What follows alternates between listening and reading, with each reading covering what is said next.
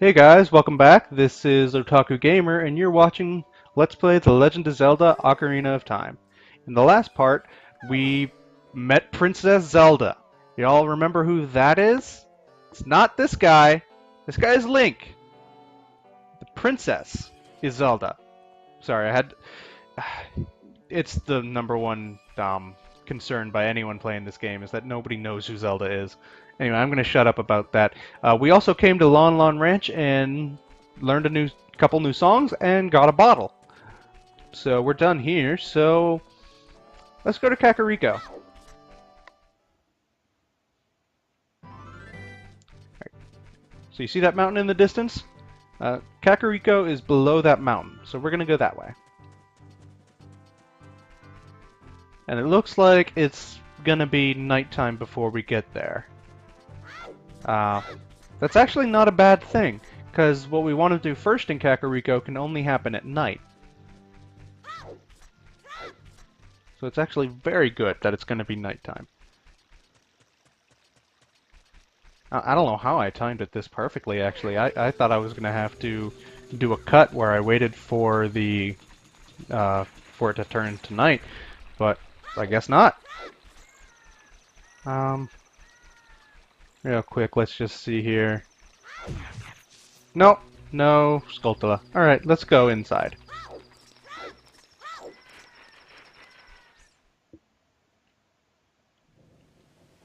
Kakariko Village.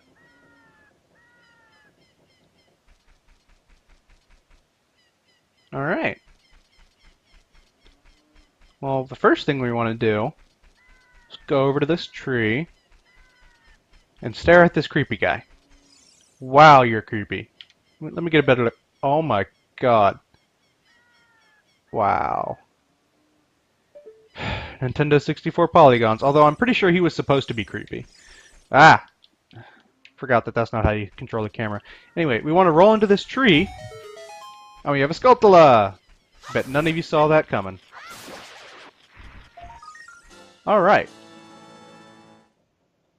I wonder how many we have. I think we have like 6? 6 or 7? Yeah, okay, 6. Actually, I haven't explained the pause screen, have I? This is the status screen. Over here you'll see Skulltulas. Here you'll see the number of pieces of a heart. Down here you'll see all the songs that you've learned. And over here is just a bunch of plot-related stuff. Like here we have the Kokiri's Emerald. I don't remember what's up here, but I'm sure we'll learn as we go. Over here is the generic equipment screen. You can change your sword, your shield, your clothes, and your boots. And you'll also see all your ammo upgrades over here. Right now we just have the bullet bag. And here we have the item select screen. And you go here and you select your items. Pretty simple. And then of course we have the map. I've already explained the map, so I'm not going to. And anyway, we're going to go through here and see, is it in this crate? No. What about up here? No. I could have sworn there was a Skulltula in one of these crates. Anyway, I know there's one back here, so let's kill this one. Also get some pots. Yay, money. Sweet. Alright, that's 7 Skulltulas.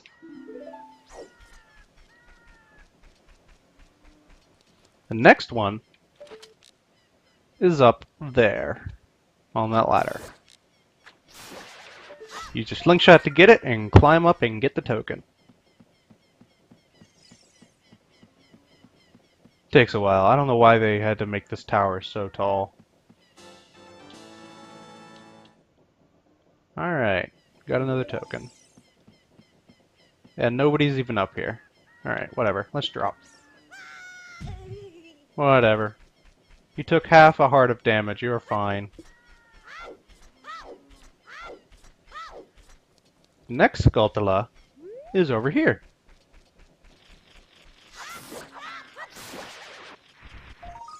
Alright, and that would be Skulltula number 9. Alright, we're almost there. You can probably see it now. There's a Skulltula up on that building. You gotta come over here to the stairs. Climb up. And kill him. Oh, uh-oh. Now, if you come here during the day, well, obviously the Skulltulas won't be here, but there will actually be a construction crew working on this building. Now, that's important, because later on in the game, they're actually going to finish this building, and there will actually be something here. So that's kind of cool. I like the continuity there. Anyway, the main thing that we want to do in Kakariko Village at night is go this way. Oops, I didn't mean to crash into there. Graveyard. Yep, we're gonna go to the graveyard. Okay, nothing in there. Just like the trees, if you see a crate on its own, just roll into it real quick, see if anything's in there. Sometimes there will be a Skulltula. Anyway, we're here in the graveyard. Let's see if we can find this guy. He might not actually be out, because I know he's only out at certain times of the night. I'm trying to find Dampy, the gravekeeper. There's a Skulltula up there, isn't there? Yeah, but we can't get the token because it's too high. Alright, we're going to have to remember to come back for that later. Yeah, okay, so the gravekeeper's name is Dampy. And the reason I wanted to find him was actually to point out what happens during the day if you come here. See, what we want to do is we want to find this grave with the flowers in front of it and pull it back. This opens a hole and we jump in. And the thing is, if you come here during the day, there's actually a little kid stomping around, and if you try to do that, he'll say that he'll tell on you to the gravekeeper. But the cool thing is, if you come at night and try and do it with the gravekeeper around, he doesn't care. So, I don't know, the kid's just kind of talking out of his ass. Anyway, we open up this chest, and we get the Hylian shield. This is actually a really useful shield. Now, it's important that you come this way and get it. We could have gotten it earlier when we were in Castletown, but it would have cost us, I think, like 40 rupees. It might have even been 100 rupees. I have no idea, because the thing is, I never buy it, so I don't know how much it costs. But it costs a lot. So, but if you come to the graveyard, you can get a free one.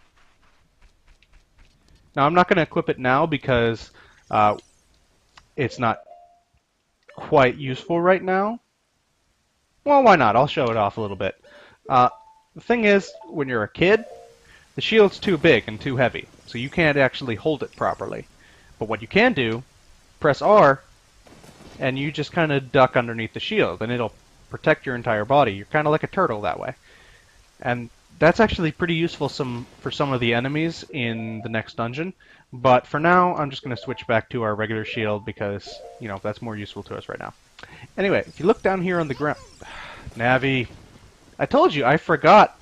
I've learned to completely block her out, so I don't even notice when she has something to tell us.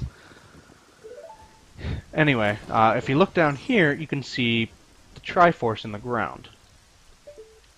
Now this is what you want to do whenever you see a Triforce. Pull out your Ocarina and play Zelda's Lullaby.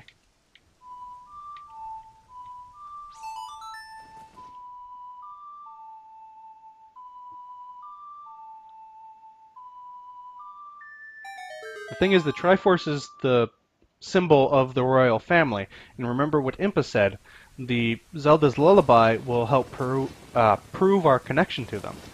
So if we play that song while standing on that symbol,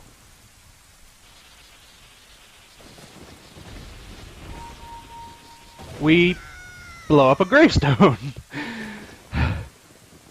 You know, I think that's actually the grave of one of the past kings. So we just blew up the grave of royalty. Let's see if we can read this. Royal Composer Brothers. Alright. Oh, okay, this is a Poe, actually. This is a new enemy. I usually ignore them because they're pretty easy to ignore. They rarely attack. Or at least they rarely attack me. If you have problems with them, sorry. If you kill them, you can store their soul in a bottle. I think it restores health, but I can't remember. I never do it because there's a much better item that you can use your bottles for coming up. Anyway, we see here a bunch of keys, so let's kill them. From afar, hopefully, because they're annoying to fight up close. See if I can get this guy. Yep, I got him. A few more along the walls. Oh, that was the last one. Okay. And that opens up the door. Awesome. See if we... Yes, we got full health now. Awesome. If you look here, there are some unlit torches. I mentioned in, I believe, part 2 that if you see any unlit torches, look around for a lit one and try and light them. But there are no lit torches anywhere nearby. You can light these torches, but you can't light them right now. You have to come back when you get an ability later on. So we're just going to ignore them for now and come in here. Oh god, this room. First of all, you can see poison gas. At least I believe it's poison gas. Don't think it ever actually hurts you, but it adds to the atmosphere. And just listen for a second. Okay, well, he just sneezed. I've never actually seen him sneeze. That's kind of cool. But you heard all that moaning?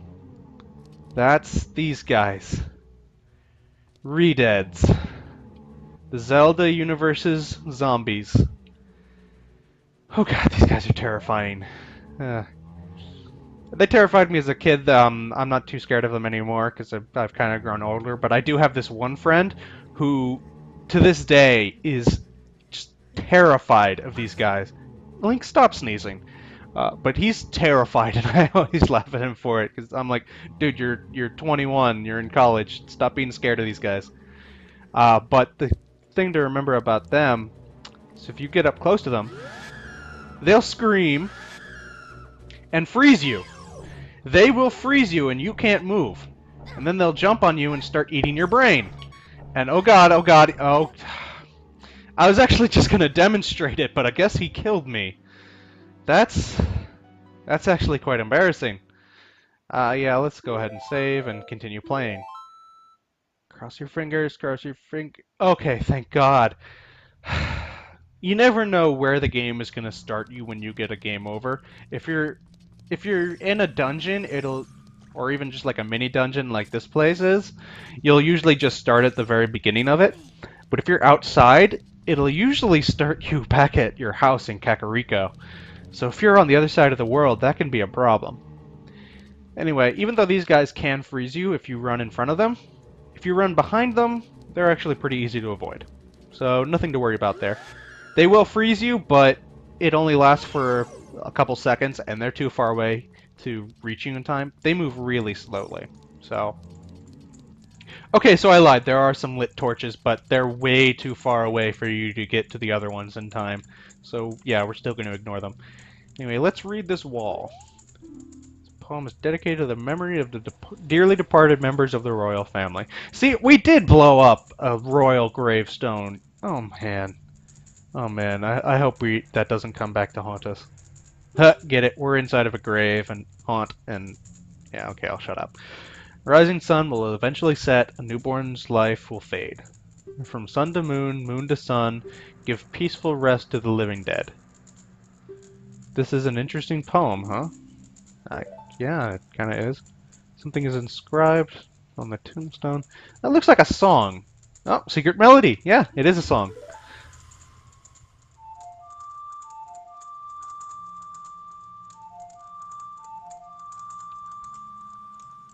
Alright. Right, down, up, right, down, up.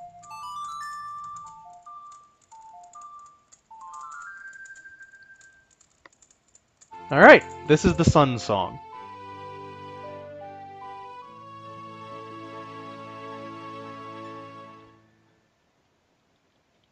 Now, I don't think it's quite clear what it does. Maybe it was clear to you, I don't know, but because of all the cloud cover, it's kind of hard to tell. What the sun song does is change day to night and change night to day.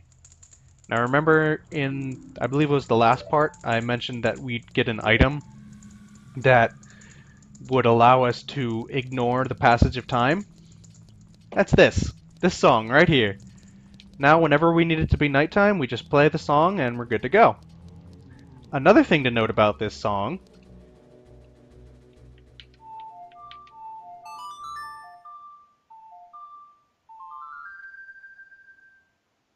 If you play it near redeads, you actually can freeze them. So now they can't harm you, they can't attack you. So again, another reason just not to be afraid of them. Now I'm still going to keep moving because the stun wears off after a little while, I think. Maybe? I don't know. Whatever. Either way, it wears off as soon as you hit them. So it's not that good if you're using it to try and kill them, but it's amazing when you're just trying to run away from them and avoid them. So remember to use that. Anyway, we're going to step into this warp and come back outside. Now there is one other thing we can do here. If we come to this stone over here, the second from the right over here, and try and pull it out, that kid over there will threaten to tell on us. Remember I mentioned him? Bastard. Alright, well then we're going to use the sun song, Song of the Sun, whatever. We're going to use it to change to night. How do you like that, kid? Sweet. So now we can pull back this grave without having to worry. Awesome. Drop. Oh, no. Drop inside.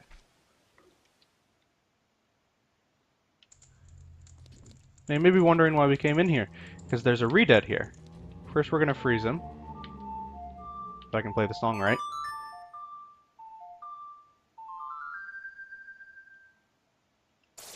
Alright, now he's frozen. I'm going to come up behind him because if you're behind him when he unfreezes, it still takes a little while for him to realize. We're actually going to use something that I've never actually demonstrated before, the spin attack. If you hold down the B button, Link will hold out his sword like that behind him, then you just release, and you do a spin attack. It actually does double damage, so that's kind of cool. It takes a little while to charge up, but it is kind of powerful. I prefer the jump attack, but, you know, whatever. Couple hits, and he dies. And Navi wants something, but you know what? I'm going to ignore you. Anyway, we come up on this platform right here, stand in the middle, and you play Sun's song again.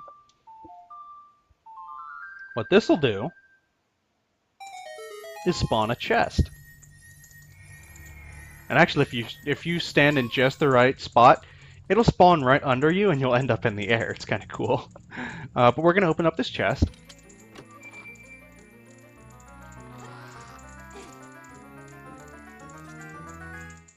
And free piece of heart! Yay! That's 3. One more. I'm coming for you.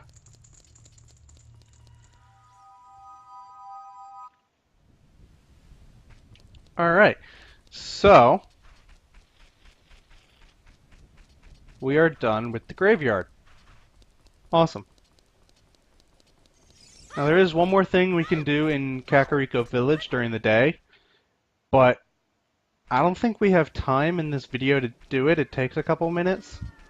So, should I do it? You know what? Yeah, let's do it. If we get a little extra length video, well then hey, good for you guys. Let's play Sun's song. Now, the thing to note about Sun's song is if you're inside a village or a town where time is frozen and you use it, it'll change the time of day, and then you'll just spawn wherever you last entered the village.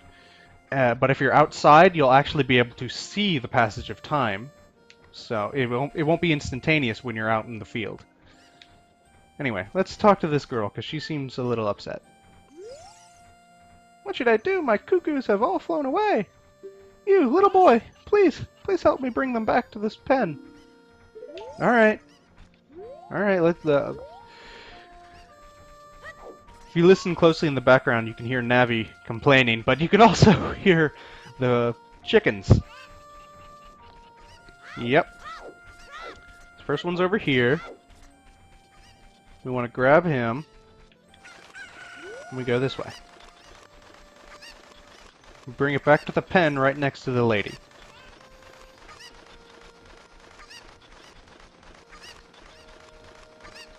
Kind of takes a while, but, you know.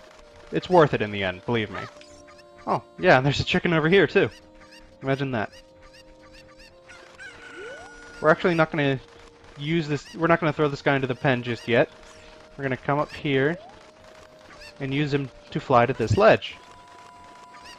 Get rid of you. And we're going to take this guy, because that's the only way to reach this ledge is if you use a chicken to glide over there. I forgot to mention that. If you're holding onto a chicken and you jump off a ledge, you'll kind of glide a little bit. So that's kind of cool. Anyway, we're going to grab this guy again.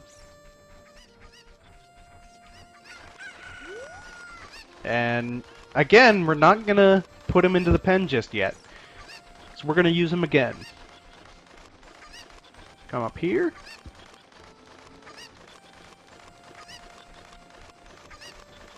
And jump this way. It'll look like you're not going to make it, but you will. You'll land on the fence, just throw him that way. Come down here. Avoid this hole. I don't remember there being anything interesting in that hole. There might be a chest of rupees. There might be a fish, which is actually kind of rare in this game. You can put fish in a bottle, and I don't know. There is one instance in the game where you do need a fish in a bottle, but whatever. I'll explain it when we get to that part, which won't be for quite a while, actually. And we come up here, and we get this chicken. Come on. Come back here just for the hell of it. Let me jump over this way. Let's try and do this. Aw. I guess that doesn't work. I was trying to throw it into the pen as I was falling, but if you press the button to throw, you actually just let go. Anyway, where are the other chickens that I threw across? There they are. Oh, they're right in one spot. Nice. That's very nice of them.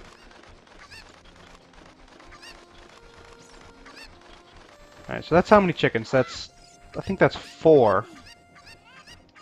I think so. 5th one's back here.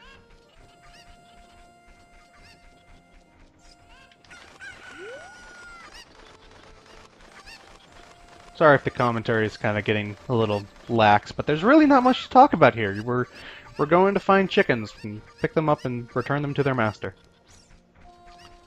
This guy's running around town, but he's kind of running a little weird. Anyway, is he in here? Yep, he's in here. Come back. Damn it. Let me catch you. No, pick him up. There we go. Alright. This is either the last one or the second to last one. There might be one more. Anyway, we throw him in here. There you go. You're safe, little chicken. Alright, I guess he wasn't the last one. The last one's actually up here somewhere. You can actually hear him. Is he in this box? I doubt it. No, he's not in that box. I don't know why that box is even there. Alright, then... Yep, here he is. Here's our last chicken. Number 7, I believe? I don't know. I don't really care how many chickens there are. It's kind of pointless to keep track. As long as you know where they're located, their numbers don't really matter. And we're going to throw them in here. And talk to her. Thank you for finding my cuckoos. I have allergies, so I get goosebumps when I touch them. Well, then why are you a cuckoo farmer? If you have allergies. Whatever. For helping me, I will give this to you. It's fine glass and should be useful. Please take good care of it. Oh, sweet! A bottle! Okay, yeah, thank you. I'm glad I did that, because we got a bottle! Second of 4. Awesome. Alright, well, this episode has actually run a little bit long, but I wanted to get that done before I stopped. But we are out of time, so this has been Otaku Gamer. You've been watching Let's Play The Legend of Zelda Ocarina of Time, and I'll see you next time in Part 7. So, see you then.